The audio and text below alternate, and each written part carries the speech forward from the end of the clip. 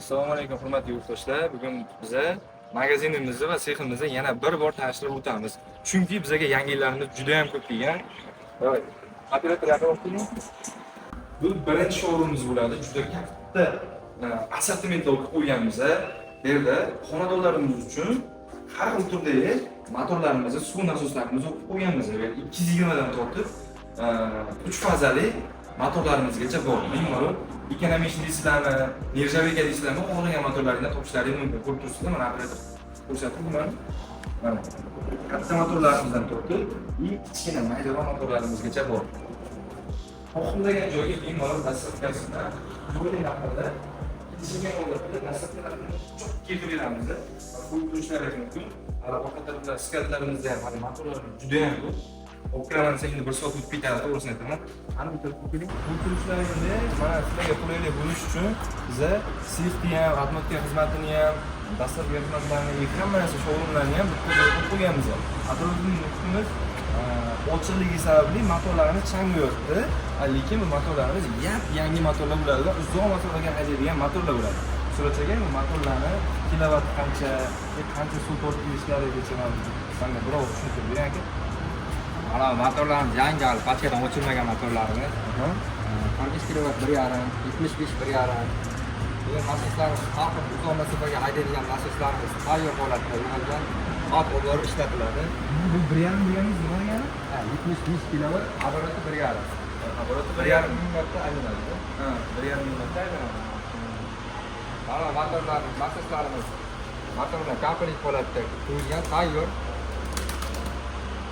Bu ana katta motorlarimiz kilovat qancha bo'ladi? Bu 110 bor, 130 kilovat bor. Misol aka qarang. Mana motorni oldim sizlar. Boshqacha endi ulab qo'yib nimadir qildimda, ustasiz ishlatdimda, bundan so'ng kuydirib qo'ydim. Buni ustuna qo'yib olasizmi? Bizning seximizda remont hammasi mavjud. Kraskalargacha tayyorlab. Tayyorlab ayyor holatda qo'yiladi. Apnotka xizmatlari ham bor.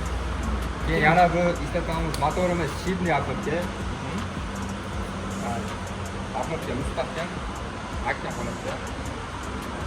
Aka, mana u turgan nima? Mana usti qizil turgan narsa nima? Motorimiz hozir yarim tayyor holatda, har bir yana ishi bor. Buni yana video davomida ko'rsatib boramiz.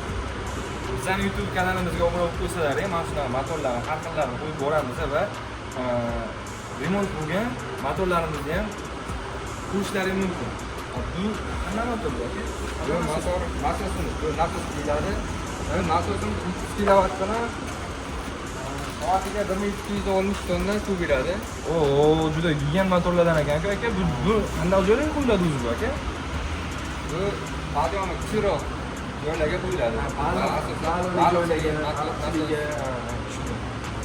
Bunisi aka, bu undan sal kichikroq ekan. Bu uzoq masofaga haydaydigan.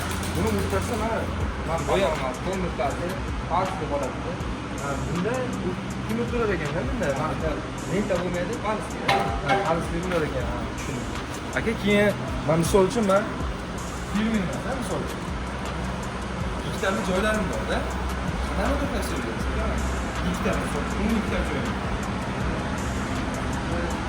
Masofaga qaraydi, balandligiga qaraydi.